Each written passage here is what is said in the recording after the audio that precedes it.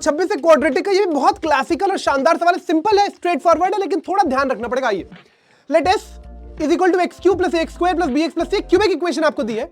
ABC belongs to N, ABC 20 से छोटे, तीनों 20 या 20 से छोटे हैं, बीसी सेट ऑफ पॉलिनोमियल्स, तो नेचुरल नंबर है पहली चीज, और 20 से छोटे हैं। तो आपसे पूछना कितने नंबर ऑफ पॉलिनोमियल्स एस में हो सकते हैं। कंडीशन ये है कि ये divisible by x square plus 2 होना चाहिए। तो आपको एक क्यूबिक पॉलिनोमियल दी हुई है, that is x cube plus x square plus B x plus c. ये आपसे ये कह रहा है कि ये एक्स स्क्वायर बाई 2 से डिविजिबल है, एक्स स्क्वायर प्लस 2 से डिविजिबल है, सॉरी। तो आप किसी भी क्वाड्रेटिक, किसी भी क्यूबिक पॉलिनोमियल को quadratic polynomial into linear polynomial लिख सकते हैं, बिल्कुल लिख सकते हैं, पक्का पक्का।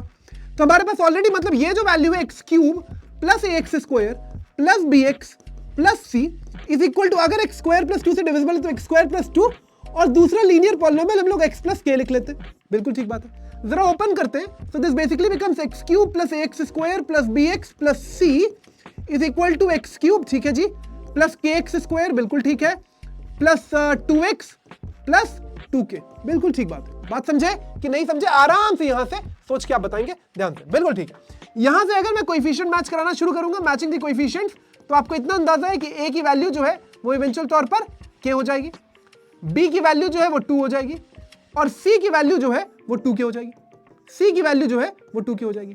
अब हमको दिया है कि भैया हमको एक चीज ऑलरेडी दी है कि abc तीनों n है, abc तीनों n है, और abc तीनों की value less than equal to 20 है।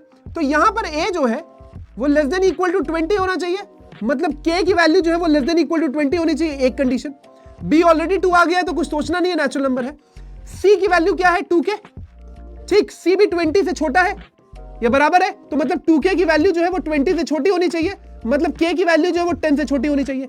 अब ये सारे नेचुरल नंबर्स है 10 या 10 के बराबर, तो कितनी वैल्यू पॉसिबल है? 1 2 3 4 5 6 7 8 9 और 10। तो 10 a की वैल्यू है, या 10 जो है a की 10 वैल्यू है, या k की 10 वैल्यू है।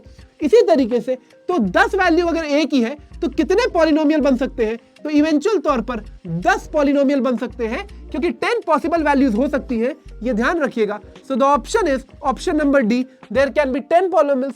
थोड़ा सा ट्रिकी है, घुमाऊ सवाल है, लेकिन सिंपल है, क्वाड्रेटिक और क्यूबिक, ध्यान रखिएगा, बहुत बहुत इंपॉर्टेंट।